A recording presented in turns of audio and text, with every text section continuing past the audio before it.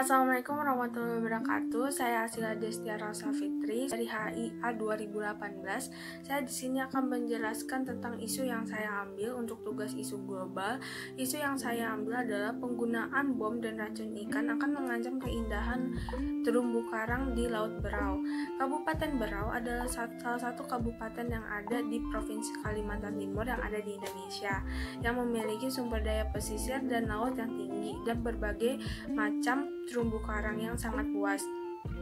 Terumbu karang yang ada di Berau merupakan terumbu karang terbanyak kedua di Indonesia setelah Raja Ampat dan yang ketiga di dunia, dan memiliki berbagai macam spesies ikan lainnya. Tetapi kendati masuk ke dalam salah satu wisata laut tujuan dunia, Berau masih harus berurusan dengan maraknya penggunaan bom dan racun ikan yang digunakan oleh nelayan setempat, yang mana salah satunya yang dilakukan oleh nelayan pada tanggal 24 September 2019, yang mana saat itu nelayan menggunakan bom untuk menangkap ikan, yang mana hal itu adalah ilegal, karena hal ini membuat kelestarian ekosistem pesisir dan laut tersebut mulai terancam.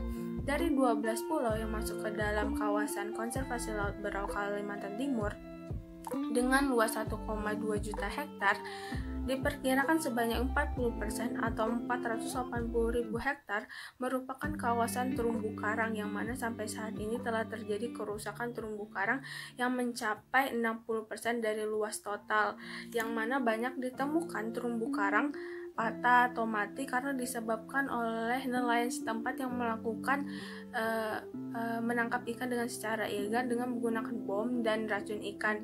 Terus itu, jika hal ini terus menerus akan terjadi, maka itu akan berdampak negatif bagi wilayah sekitar tersebut, seperti akan terganggunya ekosistem laut yang ada di wilayah sekitar, karena terumbu karang yang kita tahu adalah merupakan habitat dan sumber makanan bagi berbagai jenis ikan.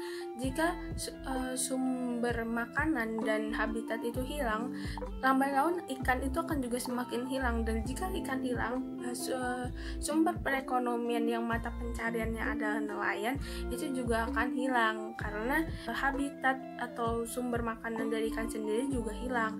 Terus itu, rusaknya terumbu karang itu juga membuat hilangnya pelindung wilayah pesisir dari ancaman buruk pengikisan akibat arus dan ombak.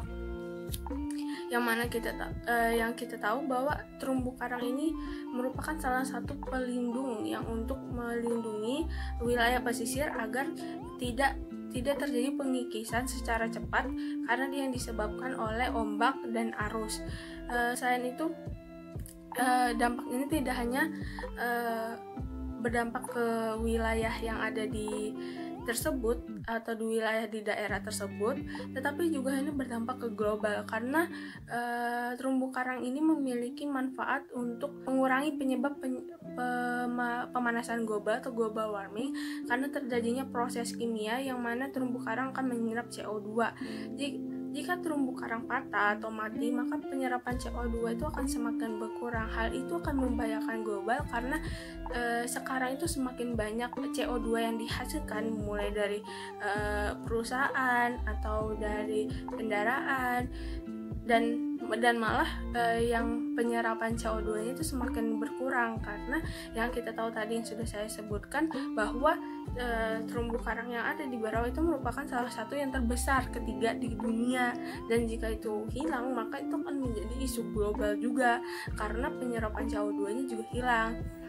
Dampak ini memang gak terasa secara langsung, tetapi lambat laun itu akan semakin terasa, karena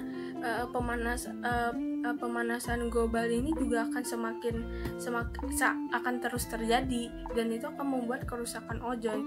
Sedangkan jika adanya terumbu karang itu seenggaknya akan mengurangi pemanasan global tersebut. Tetapi jika terumbu karang yang merupakan penyerapan CO2 untuk mengurangi pemanasan global sudah tidak ada, maka pemanasan global ini akan semakin cepat terjadi, dan itu akan berdampak bagi global. Jadi yang isu saya ambil ini merupakan isu yang tidak hanya berdampak bagi wilayah sekitar, tetapi juga berdampak kepada global, karena dampak-dampak tersebut yang sudah saya sebutkan tadi tidak hanya berdampak kepada wilayah sekitar, tetapi juga global. Mungkin segitu saja penjelasan yang saya ingin sampaikan dari isu saya. Kurang lebihnya mohon maaf. Wassalamualaikum warahmatullahi wabarakatuh.